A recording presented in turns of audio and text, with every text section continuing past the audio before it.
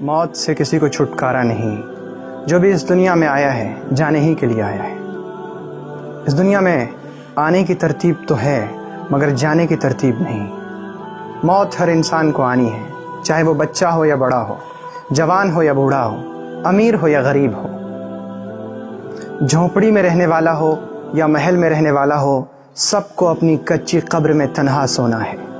جب آدمی کی روح نکلتی ہے تو اس کا منہ کھل جاتا ہے، اس کے دونوں ہونٹ ایک دوسرے سے جدا ہو جاتے ہیں۔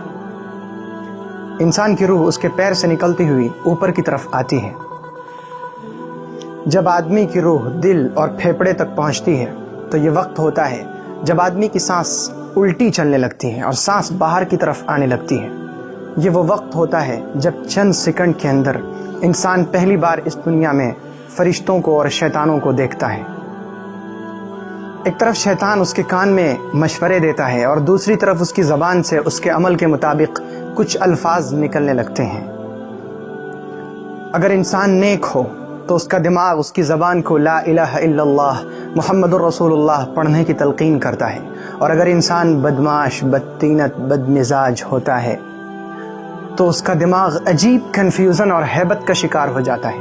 وہ شیطان کے مشورے کو قبول کرتا ہے اور اس کی زبان سے اس کے عمل کے مطابق کچھ الفاظ نکلنا چاہتے ہیں، اور وہ بھرپور کوشش کرتا ہے کچھ بولنے کی، وہ کوشش کرتا ہے تڑپنے کی، لیکن وہ تڑپ بھی نہیں پاتا۔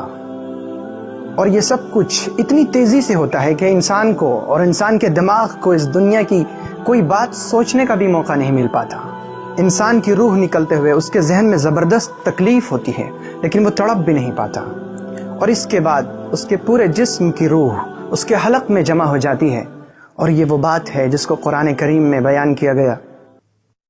فَلَوْلَا إِذَا بَلَغَتِ الْحُلْقُومَ وَأَنْتُمْ حِينَئِذٍ تَنظُرُونَ وَنَحْنُ أَقْرَبُ إِلَيْهِ مِنْكُمْ وَلَكِنْ لَا تُبْصِرُونَ۔ اور پھر انسان کا جسم ایک بے جان گوشت کے لوتھڑے کی طرح پڑا رہ جاتا ہے، جس میں ہلنے جلنے کی کوئی گنجائش نہیں رہتی۔ آخر میں حلق اور دماغ سے روح نکل جاتی ہے اور آدمی کی آنکھیں کھلی رہ جاتی ہیں، اس کی پلکیں پلٹ جاتی ہیں، اور اس کے بعد حلق اور دماغ کی روح بھی کھینچ لی جاتی ہے، اور آدمی کی آنکھوں کی پتلیاں اوپر چڑھ جاتی ہیں، اور پھر انسان کی زندگی کا وہ سفر شروع ہوتا ہے جس کا احساس اس دنیا میں موجود لوگوں کو نہیں ہو سکتا۔ کسی کتاب میں لکھا ہے، اور عبرت کے لیے کیا ہی اچھا لکھا ہے، کہ جب انسان کی موت آتی ہے اور اسے لوگ غسل کے تختے پر لٹاتے ہیں تو ایک آواز دینے والا اسے آواز دے کر کہتا ہے، اے آدم کے بیٹے، تمہارے کان کہاں ہیں؟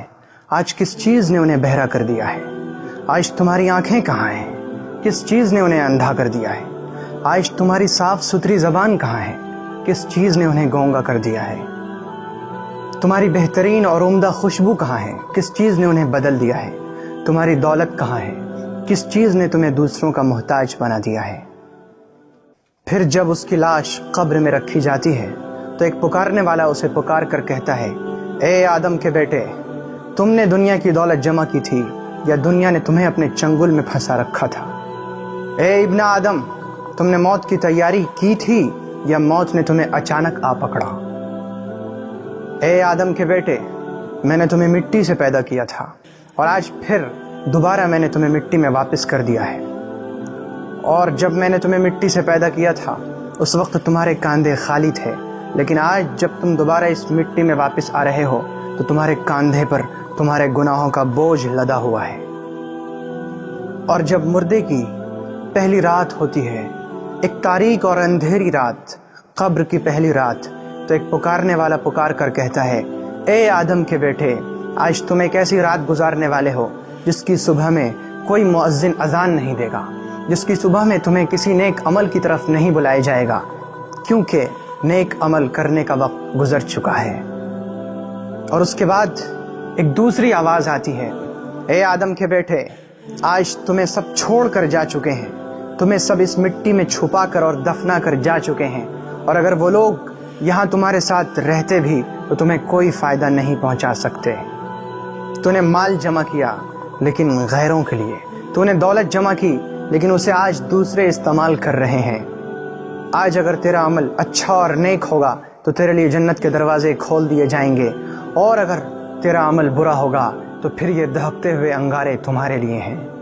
میرے بھائی، یہ زندگی بڑی مختصر اور بہت چھوٹی ہے۔ کچھ پتہ نہیں کہ کب اور کہاں ہم میں سے کس کی موت آ جائے، کیونکہ اس دنیا میں آنے کی ترتیب تو ہے مگر جانے کی ترتیب نہیں۔ ہماری پوری زندگی کی کوششوں کا محور یعنی سینٹر یہ ہو کہ ہم دنیا کا کوئی بھی کام کریں مگر اس طریقے پر کہ اللہ ہم سے ناراض نہ ہو، تاکہ جب ہمارے اس دنیا سے جانے کا وقت آئے تو پھر ہمارا دماغ دنیا کی الٹی سیدھی چیزوں کے بجائے ہماری زبان کو لا الہ الا اللہ کی تلقین کرے، اور ہمیں جب اس دنیا سے رخصت ہو رہے ہوں تو ہماری زبان پر وہ کلمہ ہو جس کے بارے میں رسول اللہ صلی اللہ علیہ وسلم نے فرمایا کہ جس کا آخری کلمہ لا الہ الا اللہ محمد رسول اللہ ہوگا وہ ضرور جنت میں داخل ہوگا۔ اور اس ویڈیو کو اپنے دوستوں کو بھیجیں، کیا پتہ اس بات سے کس کی زندگی سنور جائے۔ چینل کو سبسکرائب کرنا نہ بھولیں تاکہ آپ کے پاس نئی اور تازہ ویڈیوز پہنچتی رہے۔